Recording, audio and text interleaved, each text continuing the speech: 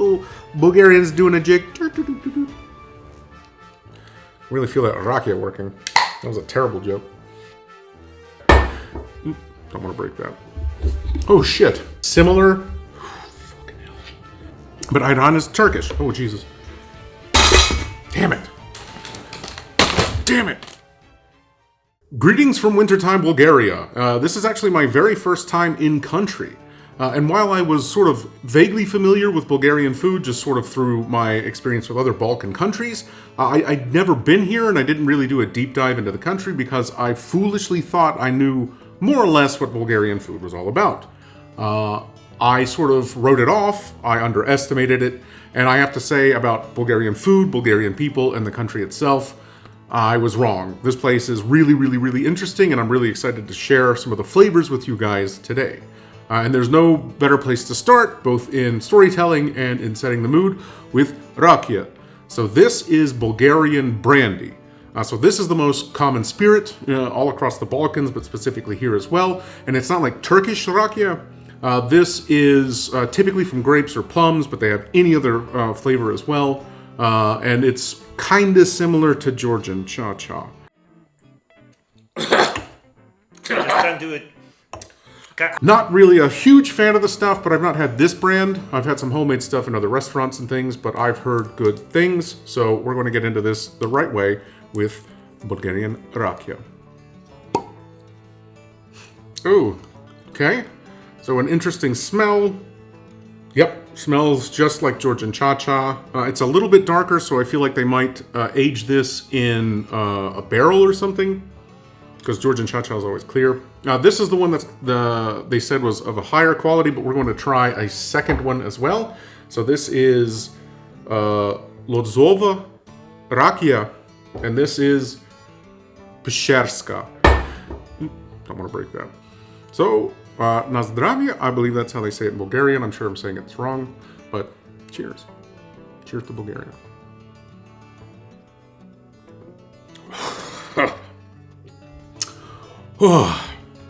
Instant goosebumps. So this is of substantially higher quality than cha-cha, but it's still got that like immediate warming effect. It's really interesting actually. So I quite like this, considering the fact this isn't really my drink of choice, but pretty good stuff, pretty good stuff. Off to a great start. And then just to compare it, we're going to give this a try with the Lozova. So Bulgarian uses the Cyrillic alphabet, so it is a Cyrillic group of people, but they are Balkan. So while there are cultural elements that link them to other Slavic peoples, they're pretty different as well. Plus all the other different influences that have been through here. So you have Turkish, Greek, Byzantine, Orthodox, so lots and lots and lots of different influences here. And you can kind of feel that in the food as well. So the secondary one, and this one has that little glug glug pour stopper in it, so it makes me feel like this is for alcoholics, so lowered expectations.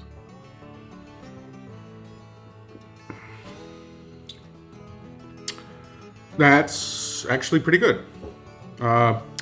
This tastes a little bit more synthetic. This one tastes more like authentic sort of that cha-cha feel to it.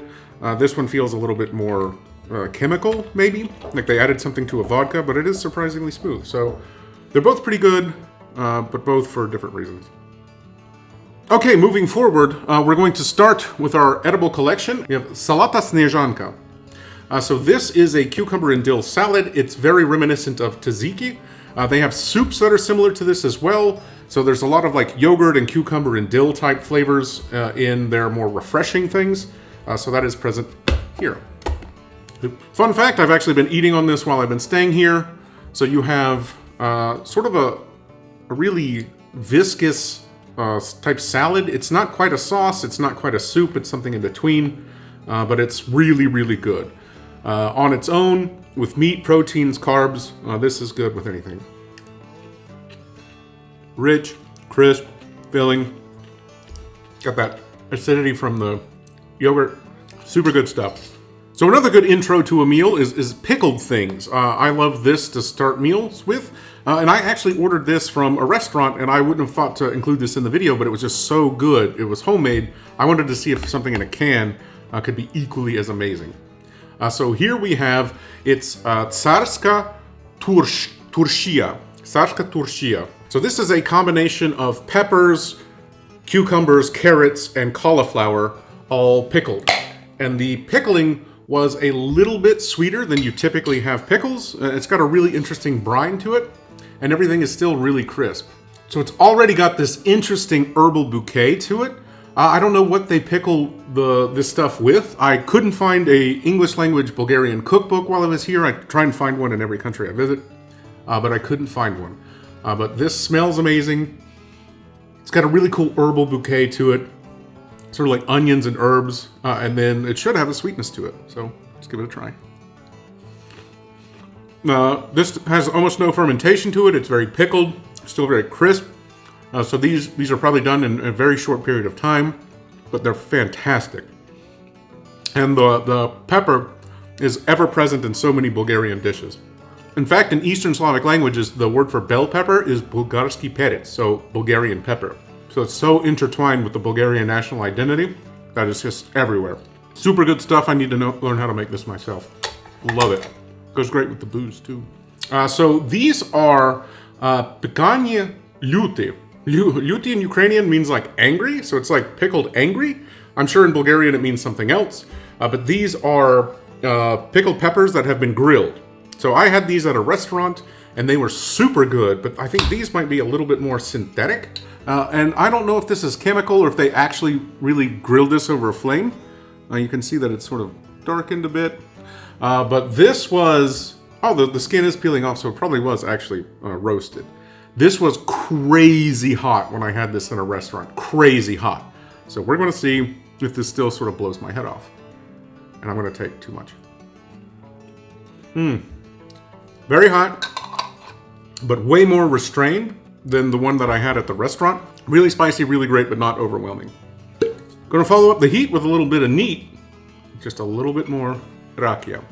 As there I go. So now we're going to get into familiar territory, canned foods. This is sort of where I really love to live. And as I mentioned, sort of the crossroads of influences in different cultures, this is a perfect example of that. We have musaka. So sort of a dish that most people think of as Greek, when I think it's more Balkan actually. So I don't know how this is going to play out in a can. And then we have köfte with beans. So köfte is like meatballs, but this is more like Turkish or Arabic, but with baked beans. So the Bulgarians love baked beans for whatever reason. I don't know if it's to lure English tourists in, but we're going to give these a go. Is made with potatoes, while Greek is made with eggplant. So we're going to see how this looks in the can. Okay, that's a little grim. Okay, so it's all like blended up. It's not layered, like a good musaka should be layered. This is way too much potato. Oh shit, it actually smells awesome though. It smells pretty good, so. The flavor is really solid. It's really delicious. The meat is really well prepared. It's not too overcooked. But there's sort of no other dimension to it. It's just like potato and meat. It's a little bit closer to like a corned beef hash than a musaka, but for a can, it's pretty damn good. Too much potato, not enough everything else. So now to the köfte. So we're going to have some meatballs with beans. Yay. It's like a fat cap on top. Oh, okay. Oh, it's like the beans look like fat, but they're just smashed against the top. These are pretty colorless white beans. Typically the beans that I've seen here have been darker. And these köfte, they look blanched almost, so colorless. There's probably rice inside the köfte too, so I guess we'll give the beans a try. Shamefully boring. The meatball, same. So while the musaka was really flavorful, but just sort of underwhelming and kind of one note, this is really, really dull. It's like something that you would eat on a space station. But I guess that's a pretty good chance to bring up this Bulgarian spice. So this is sort of like a salt, but a spiced salt. So anyone that's been to Georgia knows that they have swan salt from Svanetje. So this has really powerful aromatics. It's very similar. Oh, Jesus, that's a lot. Oh, well. But this is really like Bulgarian flavors, but it's actually very close to Georgian. But Georgia's also on the Black Sea coast, so again, these influences go back and forth. Incredibly improved. incredibly improved. This was really too dull, but that salt really livens things up. And they put it on a lot of stuff. They'll put it on meats and cheeses and dishes and salads and things like that, so it's pretty ubiquitous. So the canned food's not great, but not bad, but that's not really what Bulgaria is known for. Up next is an example of a pastry. So they have a rainbow of pastries. They've got ones that are sort of big pies that are layered with cheese and egg and meat, and then some of them have spinach and things like that. They've got things like this that are like tubes, so this is like a roulette. This is something poselski, so like a village something, I forgot the name of it. I don't think that I've had this one before. I've had several of them out on outside at street food vendors and things like that, but I bought this one at a shop. Beautiful aroma. That smells really cool. Oh my god. Broccoli inside, maybe spinach. And then you've got this beautiful, rich puff pastry around it, and cheese inside it as well. This is super good. You'll find puff pastry things everywhere. They sell them in all the shops, so people make them at home. And this is just so good. So good.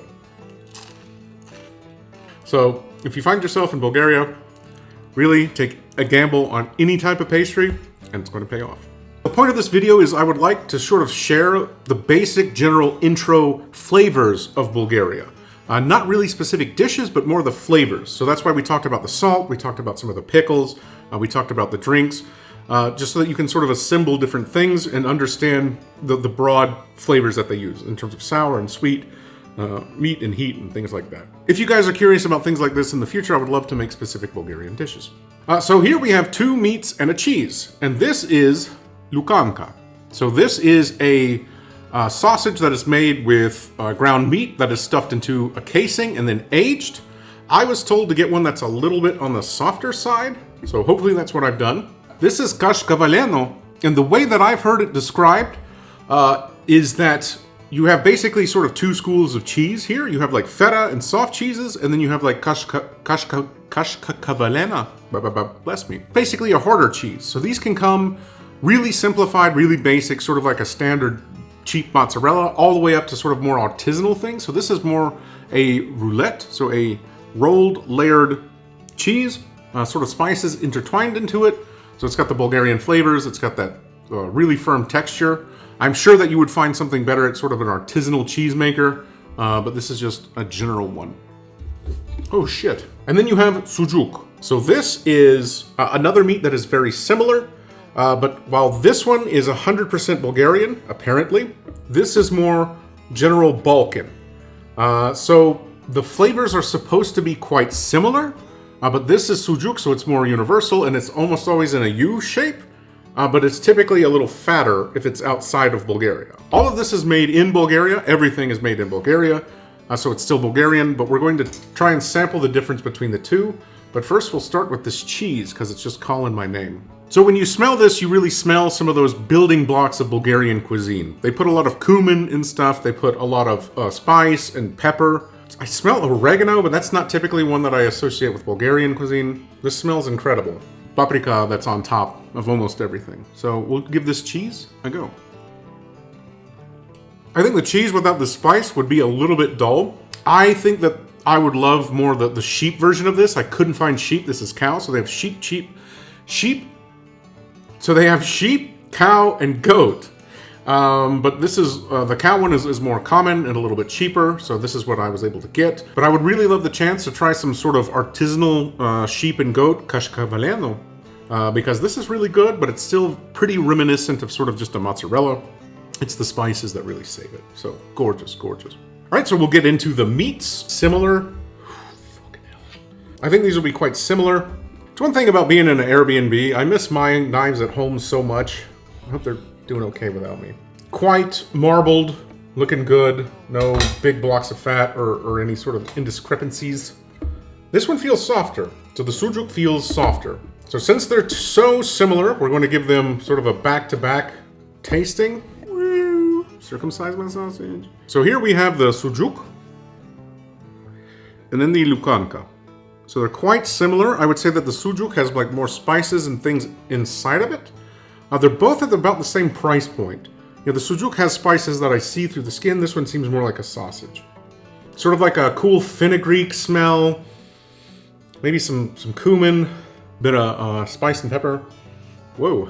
This one is a little bit more nuanced. This one has like several flavors that are really punchy, and this one is a little bit more restrained, but deeper. And this one has started to sweat a little bit already.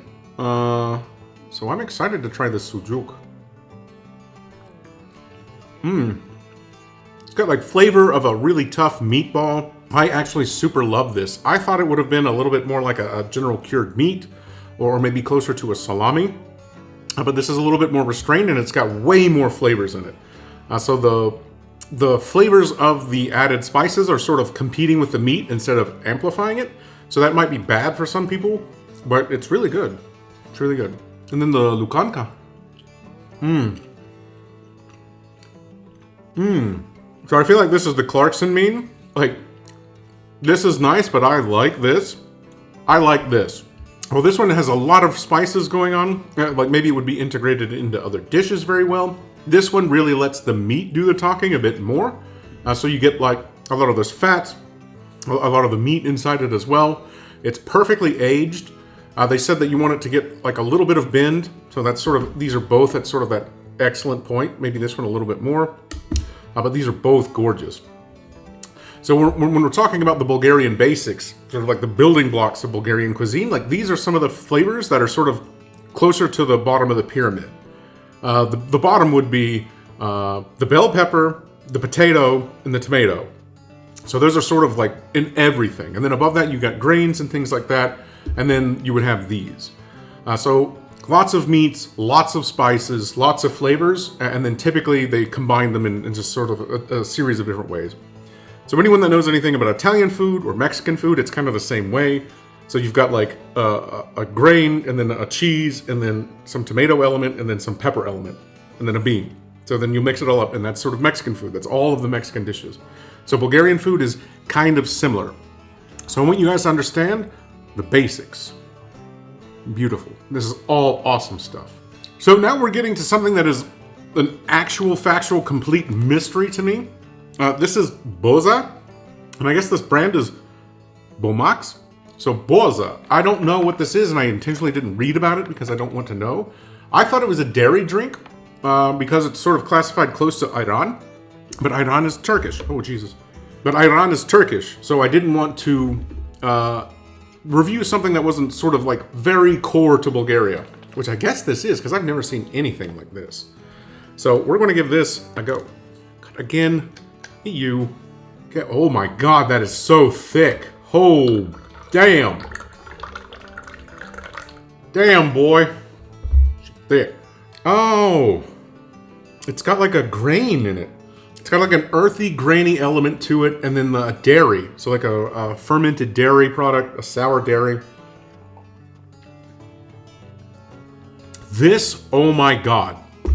Anyone that was a kid in the 90s knows a cereal called Smacks. The frog, dig 'em.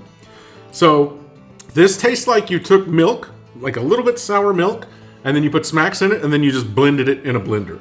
I don't remember what that was. It's not barley. But whatever that is, that's what this is. It's like a blended sour Smacks. Super interesting. A little bit sweet. Very thick. Super thick. And really earthy from that grain element to it. This is super neat.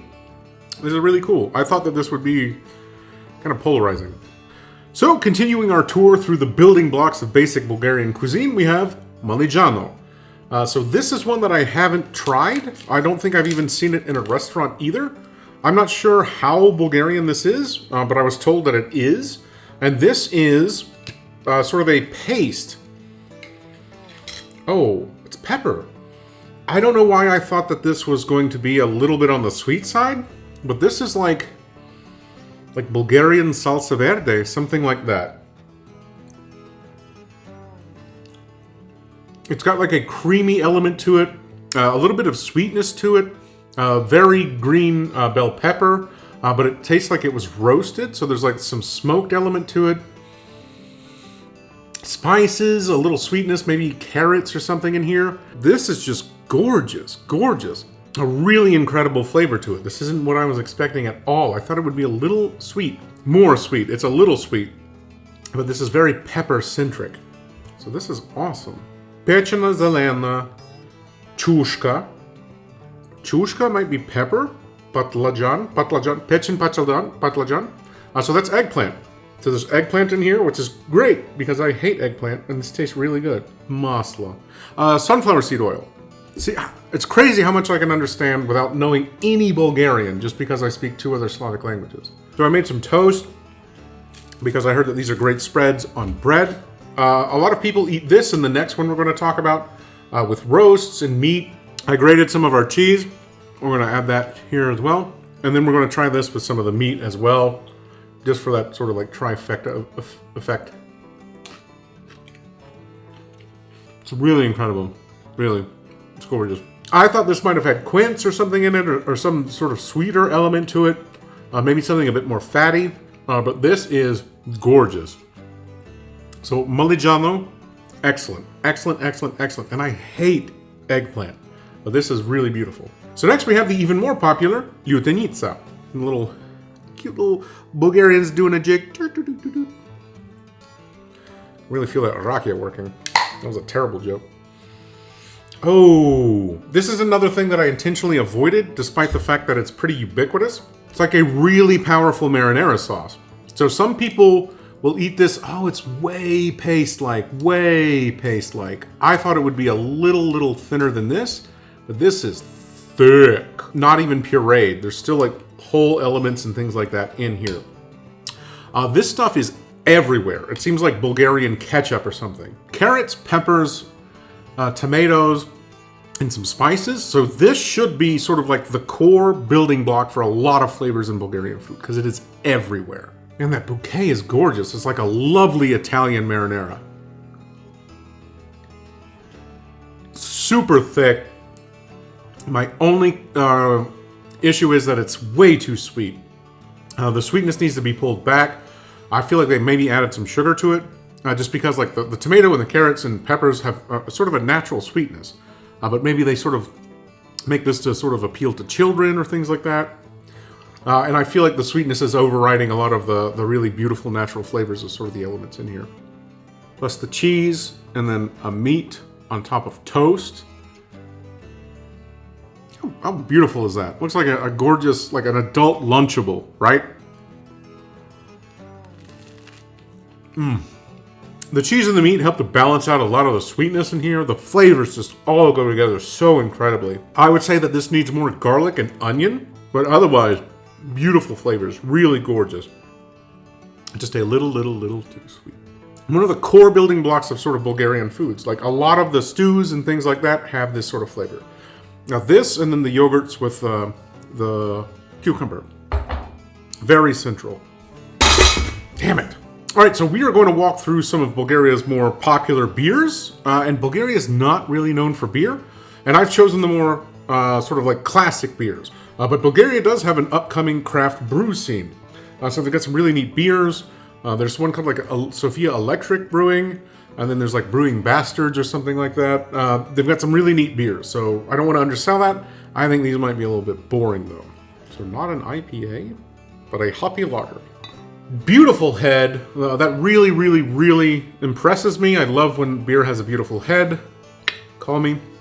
It's really well balanced. It's very hoppy without being sort of like hipster, eye patch wearing, unicycle riding, annoying hoppy. So it's definitely got some restraint. It's got a lovely color, a nice head to it. I thought this would be sort of like old guy beer, but it smells pretty good. All right. Cool. That is a very nice beer. That's actually a very nice beer. That is one that you could drink all day in the summer. It's got a light, refreshing finish to it.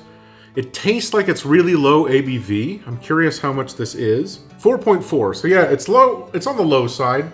So 4.4 is not high. But this beer is really nice. Really refreshing. Really beautiful. I thought, we have 3 beers that we're reviewing, and I thought all 3 of these might be duds, but this is gorgeous. So next up we have Shumensko. So this is another classic, and it's called Classic. Shumensko Classic. So this is a beer that is also sort of popular, and it looks quite dated. more so than the first one, but I had low expectations from the first one, so we'll see if I was wrong again. But this beer looks lighter than apple juice, and the foam is, while present, really porous. So this one doesn't look as good. I really don't like the color of this one. It's a little light. The other one wasn't dark either, but... Okay, this smells like an old guy beer. Yep. Gross. It's a gross old guy beer. Vlad and Lyosha would love this beer. This is right up their alley. This is perfect. It's got a great mouthfeel.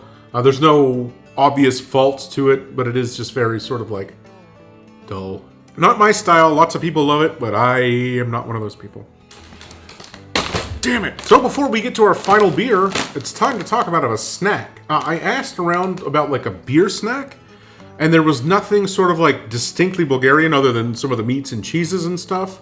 But I did see this. It seems like a Bulgarian brand, Lotto Maslo, so with butter.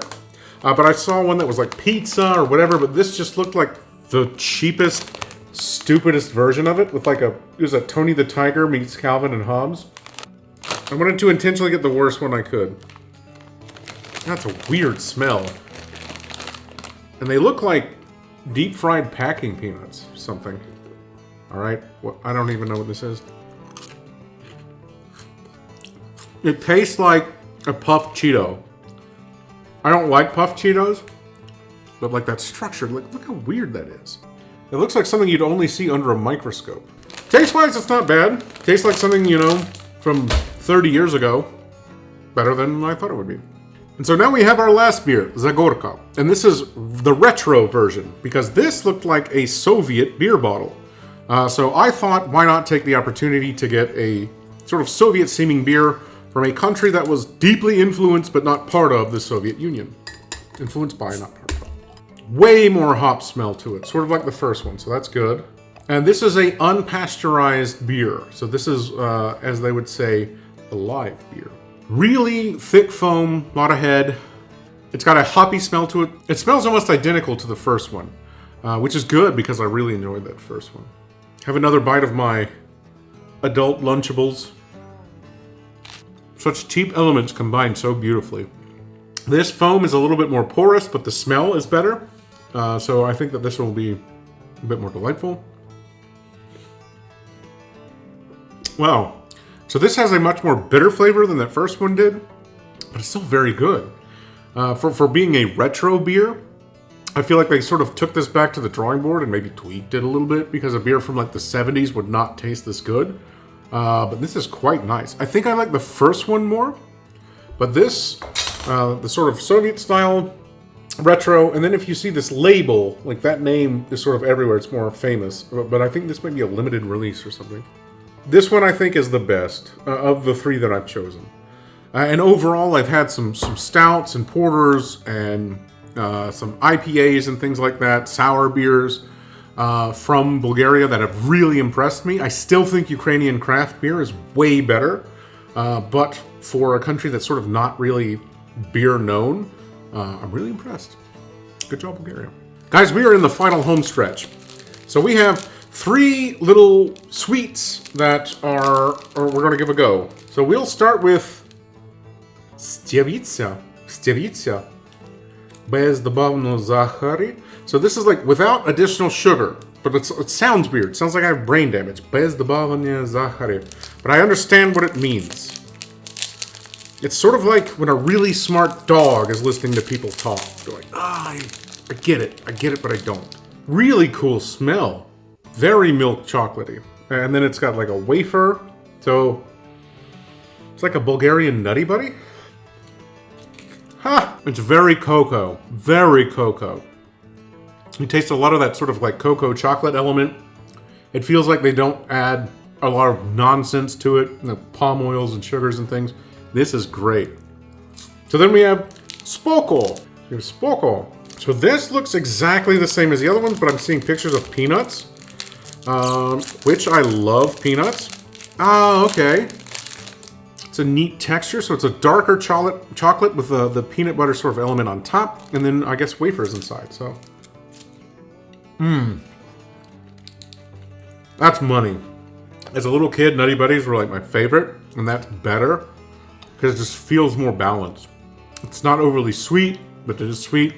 The peanut is present, and it's not overwhelming. So as long as you aren't allergic to peanuts, you'll like this. And then last but not least, I don't know, maybe it is least, I don't know yet, we have Galliana. So this looks like a little chocolate cake. I'm not a huge fan of chocolate cakes, but we'll give this one a test. Okay, so it looks like two sort of like cake elements combined. Smells like a Swiss roll. It's pretty good. I don't like chocolate cake. I think if this was with cherry or strawberry, I would love it. The cake element is soft and moist. The chocolate's a little overwhelming. I think there's too much chocolate, but this is really good. C'est crème chocolat, so with chocolate cream. It's crazy how much I can understand, but then not understand at the same time. All right, guys, so with that, we'll have a farewell little dab. I would have to say that this has all been good. I don't think I've had a review that's been this positive, and I swear to God, this wasn't like sponsored by the Bulgaria Tourism Board or something. Where am I? You're in Bulgaria. No, no, no. Bulgaria, a discovery to share. I actually had kind of low expectations coming in. Not negative, but just low. And this country has really, really, really surprised me. At every turn, in every way, with so much. So many different cultures have sort of met together in this sort of crossroads and created something interesting, sort of like Georgia. So, Bulgaria, thank you very much. You guys at home, thank you so much for watching. I hope that I can come back and do another video about Bulgaria because I really want to return. And Bulgarians, if you're watching, Blagadarin, I think I'm saying that wrong. But thank you so much for all of your hospitality, and I hope to return to Bulgaria soon, maybe in the summer. So, as always, guys, thank you so much for watching. Bulgarians, thank you for your hospitality and delicious food. And, as always, till next time.